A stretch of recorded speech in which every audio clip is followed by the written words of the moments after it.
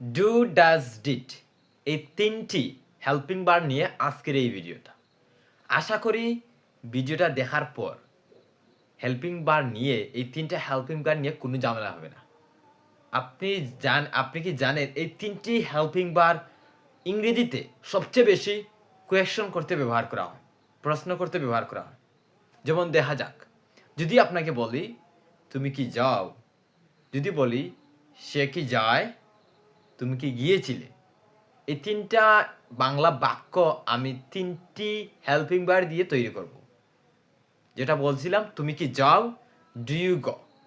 এই ডু মানে কি? ডু মানে হচ্ছে করা, কিন্তু ওরা যখন হেল্পিং ভার্ব হিসেবে ব্যবহার করা তখন এটার মানে করা দাঁড়ায় না, এটা হচ্ছে কি। যেমন ডু ইউ গো, তুমি কি যাও, ডু ইউ রাইট, তুমি কি লেখো। ডাজ হচ্ছে থার্ড পারসন সিঙ্গুলার ক্ষেত্রে, আর ডু হচ্ছে যেমন ধরো তুমি, ওরা, তোমার বন্ধুরা, তোমার ভাইয়েরা, অনেকজন বোঝাইলে তখন হচ্ছে ডু ব্যবহার করা হয়, ডু দিয়ে কোয়েকশন করা হয়। ডাজ হচ্ছে জাস্ট একজন ব্যক্তি বুঝাইলে, আমি তুমি ছাড়া বাকি সবাই হচ্ছে থার্ড পারসন সিঙ্গুলার। যেমন যদি বলি করিম, থার্ড পারসন সিঙ্গুলার, করিমের কথা ডাজ। যদি দৈনন্দিন কোনো কাজ আপনি কি করেন, আপনি কি যান, এইরকম দৈনন্দিন কোনো কাজ জিজ্ঞাসা করা হয় তখন ডু ডাজ ব্যবহার করা হয়। যদি তাকে বলি সে কি যায়, ডাজ শি গো। সে কি লিখে, ডাজ শি রাইট। এইরকম। সে কি পড়াশোনা করে, ডাজ শি স্টাডি। ওরা কি এখানে ফুটবল খেলে, ডু দেই। এখানে ডাজ দেই হবে না, ডু দেই প্লে ফুটবল হিয়ার। ওরা কি এখানে ফুটবল খেলে। হেল্পিং ভার্বটা সবসময় সামনে বসিয়ে কোয়েকশন করতে হয়। এমন হচ্ছে ডিড। ডিড সুজা, ডিড খুবই সিম্পল, কারণ ডিড হচ্ছে সবার ক্ষেত্রে ব্যবহার করা যায়।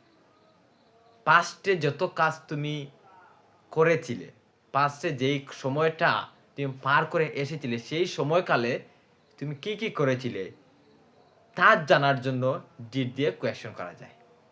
যদি আমি তোমাকে বলি তুমি কি কাজটা করেছিলে, পাস্টে এটা অতীত, সময়টা চলে গেছে, তখন বলবো did you do the work.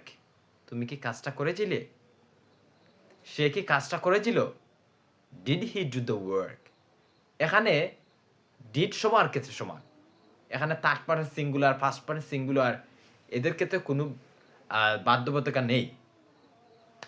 এখন যদি বলি ওরা কি এখানে ফুটবল খেলেছিল, তখন কি হবে, সেই did they play football here. ওরা কি এখানে ফুটবল খেলেছিল। আশা করি এই ভিডিওটা দেখার পর ডু ডাজ নিয়ে আর কোনো কনফিউশন থাকবে না। So thank you.